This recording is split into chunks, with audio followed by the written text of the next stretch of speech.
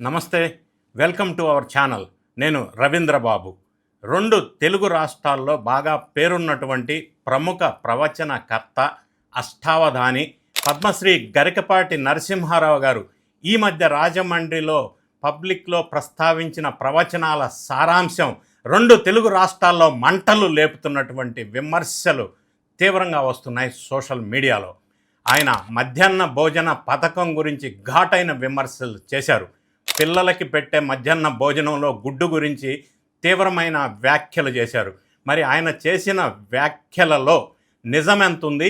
మరి ఇతర రాష్ట్రాల్లో ఎలా ఉంది? గుడ్డు పెట్టడం మంచిదా కాదా? వేరే కంట్రీస్లో అసలు ఈ సిస్టమ్ ఎలా ఉంది? మరి ఆ గరికపాటి నరసింహారావు గారు ఈ మధ్య కాలంలో చాలా వివాదాస్పదమైన వ్యాఖ్యలు చేస్తూనే వచ్చారు. మొదటి నుంచి కూడా ఆయన నిర్మోహమాటంగా మాట్లాడుతూ వస్తూ ఉంటారు. జనరల్గా గతంలో చాలా సందర్భాల్లో జ్యోతిష్యం మీద కూడా ఆయన విమర్శలు చేశారు. ఈ మధ్య కాలంలో ఆంధ్రప్రదేశ్ని తెలుగు నాడుగా మార్చాలని కూడా ఒక ఘాటైన సజెషన్ ఇచ్చారు. మరి ఇప్పుడు లేటెస్ట్ మిడ్ డే మీల్స్, పిల్లలకి పెట్టే మధ్యాహ్న భోజన పథకంలో ఘాటుగా విమర్శించారు. ఆ విమర్శల నేపథ్యంలో రాజ్యాంగం ఏం చెప్తుంది, సుప్రీంకోర్టు ఏం చెప్తుంది, మిగతా అంశాల మీద పూర్తి స్థాయిలో సబ్జెక్ట్ బేస్డ్ విశ్లేషణ చేసే ప్రయత్నం ఈ వీడియోలో చేద్దాం. వీడియో చివరి వరకు స్కిప్ చేయకుండా చూడండి. నచ్చినట్టయితేనే లైక్ బటన్ నొక్కండి. సో ఇప్పుడు తాజాగా ఆయన చేసినటువంటి వ్యాఖ్య విపరీతమైన వైరల్ అవుతుంది. స్కూల్ పిల్లలకు పెట్టే మధ్యాహ్న భోజన పథకం మీద చాలా ఘాటైన వ్యాఖ్యలు చేశారు. ఆ వ్యాఖ్యలు ఏంటో, ఆయన ఏమన్నారో చెప్పి తర్వాత విశ్లేషణ చేసే ప్రయత్నం చేద్దాం. ఇవాళ బళ్ళల్లో మధ్యాహ్న భోజనం ముఖ్యమైంది. చదువు మిథ్యాన్నం అయిపోయింది. చదువు ఎవడికే అక్కర్లా. భోజనంలో గుడ్డెట్టారా, గాడిద గుడ్డెట్టారా, అన్నం తినేవాడు కోడిగుడ్డు పెట్టడం ఏంటి? బుద్ధి ఉందా లేదా? చదివితే చదువుకోమను, లేకపోతే వెళ్ళిపోమని చెప్పండి. అసలు పిల్లలకి భోజనం పెట్టడం ఏంటంటే వాళ్ళు భోజనాలను తెచ్చుకోమని చెప్పండి, లేదా మానేయమని చెప్పండి. ఏంటి, పిల్లలకి భోజనం పెట్టి పుస్తకాలు ఇచ్చి యూనిఫామ్స్ ఇచ్చి అన్నీ ఇస్తే వాడు చదువుతాడా? శోభనం పెళ్లి కొడుకులాగా మంచం ఎక్కి కూర్చుంటాడు. భోజనం పెట్టి పుస్తకాలు ఇచ్చి యూనిఫామ్స్ ఇస్తే వాళ్ళు శోభనం పెళ్లి కొడుకులాగా తయారవుతాడు. చదువేమొస్తుంది? ఇది ఆయన మాట్లాడిన మాటలు. సో వింటున్న మీకే ఎంతమందికి అభ్యంతరకరంగా ఈ మాటలు అనిపించినాయో నాకైతే తెలియదు, కానీ ఇందులో చాలా దారుణంగా అనిపించింది నాకైతే ఆయన మాట్లాడిన మాటలు. ఎందుకంటే ఒకటి, ఆయనకు అసలు భారతదేశం గురించి, భారతదేశంలో ఉన్న ప్రజల గురించి ఏమీ తెలియదని. రెండు, ఆయనకి సుప్రీంకోర్టు పట్ల, రాజ్యాంగం పట్ల కానీ ఏమీ గౌరవము, అవగాహన లేదని. మూడు, అసలు ప్రపంచంలో కూడా ఏం జరుగుతుందో ఆయనకి తెలియదు అని. లేదా ఆయనకి పేదవాళ్ల పట్ల అత్యంత చిన్న చూపు అయినా ఉండాలా. ఎందుకంటే ఇవాళ గవర్నమెంట్ స్కూళ్ళకి అసలు ఎవరు వస్తున్నారు? సమాజంలో అట్టడుగున ఉన్న వాళ్ళు వస్తున్నారు. అంటే మరీ ముఖ్యంగా చెప్పాలంటే ఇప్పుడు గవర్నమెంట్ స్కూల్లో, ఆ స్కూల్లో పాఠాలు చెప్పే టీచర్లకి సంబంధించిన పిల్లలు కూడా ఆ గవర్నమెంట్ స్కూల్లో చదువుకోవట్లేదు. ఎవరు చదువుకుంటున్నారు? సమాజంలో అట్టడుగున ఉన్నటువంటి కులాల వాళ్ళు, అట్టడుగున ఉన్న వర్గాల వాళ్ళు మాత్రమే ఇవాళ గవర్నమెంట్ స్కూల్స్లో చదువుకుంటున్నారు. ఈ పథకం కింద స్కూళ్ళల్లో 11 నుంచి 12 కోట్ల మంది పిల్లలు భోజనం పెడుతున్నారు. ఇంతమంది పిల్లల కోసం ఈ భారతదేశంలో ఖర్చు పెడుతున్న డబ్బులు ఎంతో మీకు తెలుసా? కేవలం 12,500 కోట్ల రూపాయలు. అంటే ఒక్కొక్క విద్యార్థి మీద పెడుతున్నటువంటి ఖర్చు భారతదేశంలో సుమారుగా 1000 రూపీస్. స్కూలు ఉన్న రోజుల్లోనే ఈ భోజనం పెడతారు. కాబట్టి ఈ భోజనానికి ప్రభుత్వం పెడుతున్నటువంటి ఖర్చు 4 నుంచి 6 రూపాయలు యావరేజ్ మాత్రమే. అంటే పిల్లలకు పెట్టే 5 రూపాయల భోజనం మీద ఆయన ఎట్లా భారీగా ఏడుస్తూ విమర్శలు చేశారు. దేశంలో అత్యంత పేదలైన వాళ్ళు, మొట్టమొదటిసారి చదువుకుంటున్న వాళ్ళు. ఎందుకంటే ఒక్కసారి ఎంతో కొంత చదువుకొని కొంచెం పైకి సమాజంలో వచ్చిన వాళ్ళు ఎవ్వరు కూడా పిల్లల్ని గవర్నమెంట్ స్కూల్స్లోకి ప్రస్తుతం పంపించట్లేదు అనేది వాస్తవం. గవర్నమెంట్ స్కూల్కు వస్తున్న వాళ్ళంతా కూడా ఫస్ట్ జనరేషన్ ఎడ్యుకేటెడ్, అంటే మొట్టమొదటిసారి బడి మొహం చూస్తున్నటువంటి పిల్లలు మాత్రమే ఇవాళ ప్రభుత్వ పాఠశాలలకు వస్తున్నారు. సో వాళ్ళకి పెడుతున్నటువంటి భోజనం తప్పు ఎందుకు పెట్టాలా? చదువుకుంటే చదువుకోమనండి, లేకపోతే లేదు అని ఆయన అన్నారు. ఒకటి, ఈ భోజనానికి చదువుకి అసలు లింక్ ఏంటి, సంబంధం ఏంటి? అనేక రీసెర్చెస్ జరిగాయి. ఈ రీసెర్చెస్ అన్నిట్లో తేలింది ఏంటి అంటే, ఒకటి న్యూట్రిషన్. అంటే న్యూట్రిషన్ సరిగా ఉన్నప్పుడే బ్రెయిన్ కూడా సరిగా పనిచేస్తుంది అని రీసెర్చ్లో తేలింది. రెండోది, ఆకలితో ఉన్న పిల్లలు ఏమీ నేర్చుకోలేరు. మూడోది, చాలాసార్లు పిల్లలు చైల్డ్ లేబర్గా మారటానికి కారణం ఏంటో తెలుసా? ఇంట్లో ఉన్న తల్లి తండ్రులు పనికి వెళ్తే తిండి కోసం పిల్లలు తిండి దొరకని పరిస్థితి. అందువల్ల చాలామంది పిల్లల్ని తమతో పాటు పనికి తీసుకెళ్తున్నారు పేద తల్లిదండ్రులు. ఇది వాస్తవం, మనకి జరుగుతున్న సంఘటన. ఈ మిడ్ డే మీల్ ప్రోగ్రాం చూపించి అటువంటి పిల్లల్ని బడిమెట్లు ఎక్కించటంలో సక్సెస్ అయ్యారు అని చెప్పవచ్చు. ఎందుకంటే ఈ సక్సెస్ రేటు 10 నుంచి 15% ఎక్స్ట్రా ఎన్రోల్మెంట్ అయింది. పిల్లలు అదనంగా బడికి వస్తున్నారు ఈ స్కీమ్ వల్ల. అంటే ఎన్రోల్మెంట్ పెరిగిందనమాట. స్కూల్ డ్రాప్అవుట్స్ కూడా తగ్గినాయి. అంతేకాకుండా ఇది రాజ్యాంగం ఇచ్చినటువంటి హక్కు. రాజ్యాంగం మాత్రమే కాదు, ప్రపంచవ్యాప్తంగా ఈ పథకం అమల్లో ఉంది. ఈ పథకంలోకి వెళ్లే ముందు భారతదేశంలో రాజ్యాంగం ప్రకారం ఏమి హక్కులు ఇవ్వాలో ఒకసారి మనం ఆలోచన చేద్దాం. ఇందులో రాజ్యాంగం ప్రకారం 3 రకాల హక్కులు మనం ఇవ్వాల్సి ఉంటుంది. ఒకటి, right to life. 2, right to food. 3, right to education. Right to life అంటే ఎలాగోలాగా బతకటం కాదు, లివింగ్ విత్ డిగ్నిటీ అనేది చాలాసార్లు సుప్రీంకోర్టు కూడా చెప్పింది. కేవలం రాష్ట్రాల్లోనే ఉన్న ఈ పథకం 2001లో సుప్రీంకోర్టు తీర్పిచ్చిన తర్వాత దేశవ్యాప్తంగా అమలవటం మొదలుపెట్టింది ఈ మధ్యాహ్న భోజన పథకం. అయితే ఇది కేవలం పేద దేశాలకు, పేదలకు సంబంధించిన విషయం మాత్రమే కాదు. మీరు ఆశ్చర్యపోతారు, ప్రపంచవ్యాప్తంగా మోస్ట్ డెవలప్డ్ కంట్రీస్లో కూడా ఈ పథకం ఉంది. ఒకటి, ప్రపంచవ్యాప్తంగా అత్యంత ఆర్థికంగా అభివృద్ధి చెందిన దేశం అమెరికా. మన జనాభాతో పోలిస్తే వాళ్ళు 4వ వంతు కూడా ఉండరు.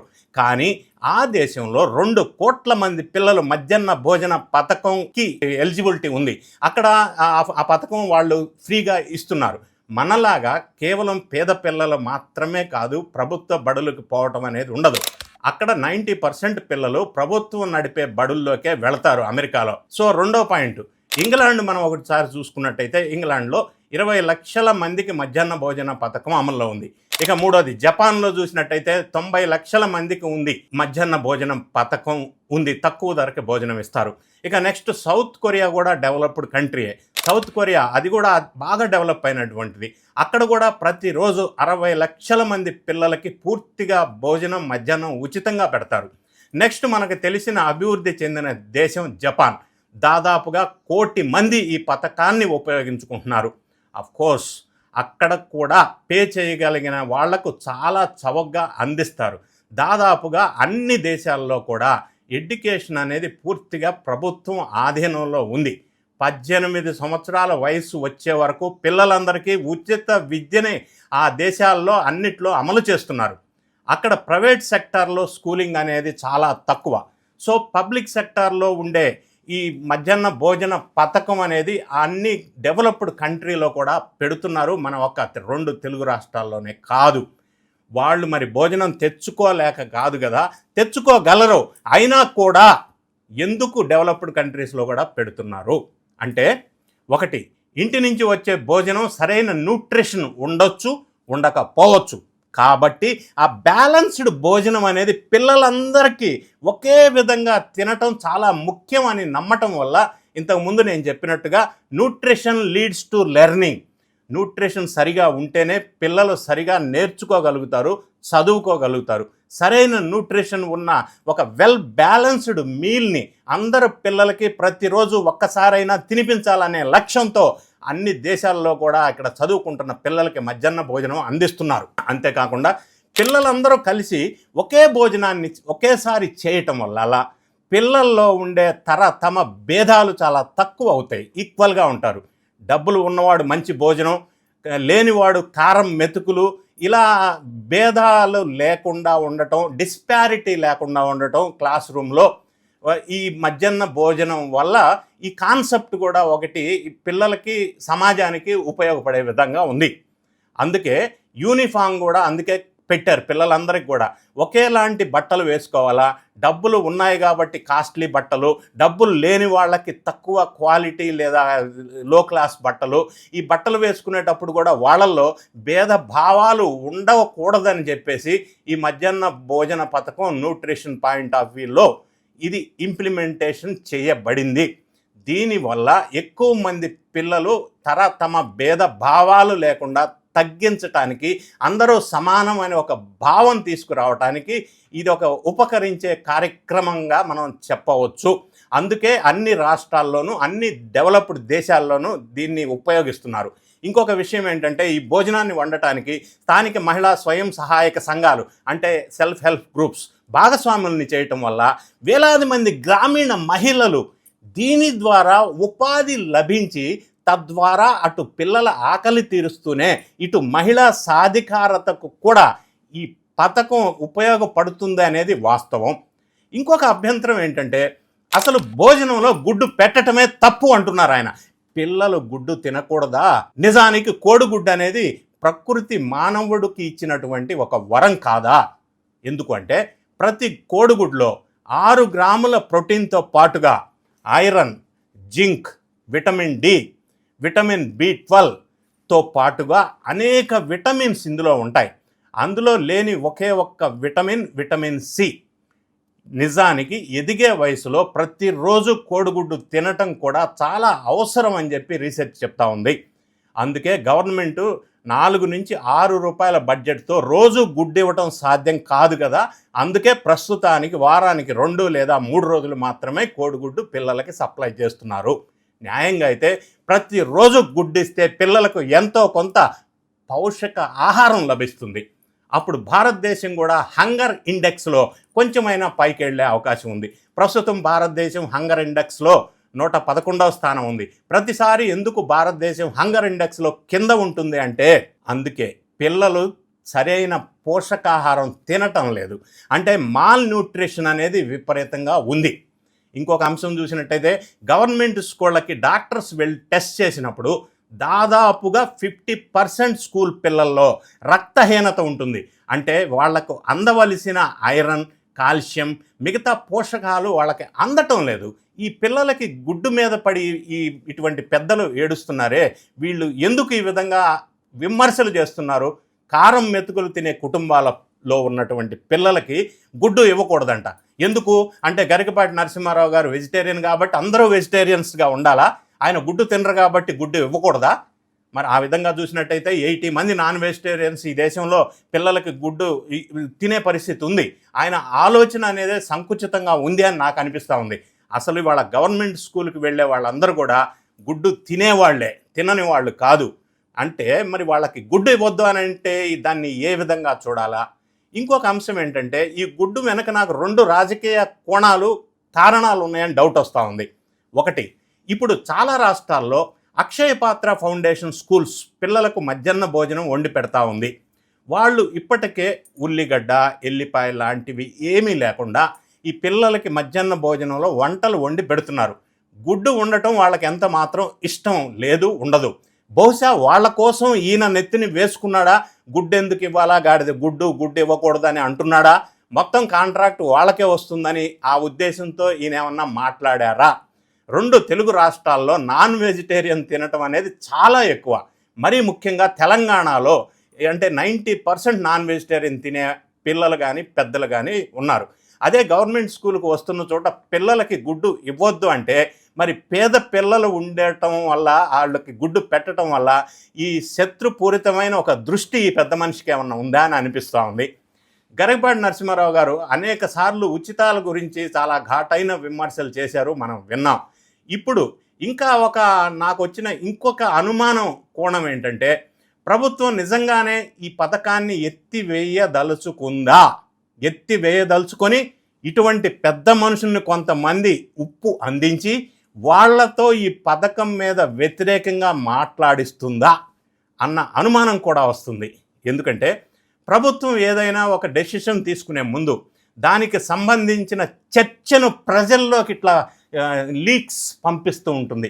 వెంటనే రెడీగా ఉంటారు కదా, ఆలోచన లేకుండా అవును కరెక్టే, అదే కరెక్టే, ఉచిత మధ్యాహ్న భోజనం పెట్టాలనేవాళ్ళు వద్దనేవాళ్ళు ఉంటారు కదా. సో దాన్ని బట్టి ఈ న్యూస్ స్ప్రెడ్ చేయటం వల్ల ఆ ఫీడ్ ఎలా ఉందో తీసుకునే ప్రయత్నం చేస్తున్నారా? బహుశా ఈ పిల్లలకి పెట్టే 5 రూపాయల భోజనాన్ని కూడా ఉపసంహరించుకునే ప్రయత్నం ప్రభుత్వం ఏమన్నా చేస్తుందా? దాంట్లో భాగంగానే ఇటువంటి పెద్ద మనుషుల్ని అడ్డు పెట్టి ప్రజలు ఏమనుకుంటున్నారో తెలుసుకునే ఒక అసెస్మెంట్ చేసే ప్రయత్నం ప్రభుత్వం ఏమన్నా చేస్తుందా? మరి ఎందుకు గరికపాటి నరసింహారావు గారు ఇటువంటి కామెంట్స్ చేశారు?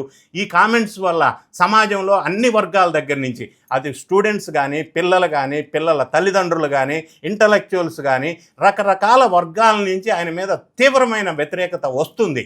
మరి ఇందులో నాకు అర్థమైన విశ్లేషణ ఏంటంటే, ఇది అసలు అసందర్భోచితమైన ఆయన వక్రావధానం చేశారు అని నాకు అనిపిస్తూ ఉంది. అట్లా చేసేది లేకుండే అనేది నా అభిప్రాయం. సో ఈ వీడియో చూసిన తర్వాత మీ అభిప్రాయం ఏంటి? మీ కామెంట్ని కామెంట్ రూపంలో తెలియచేయండి.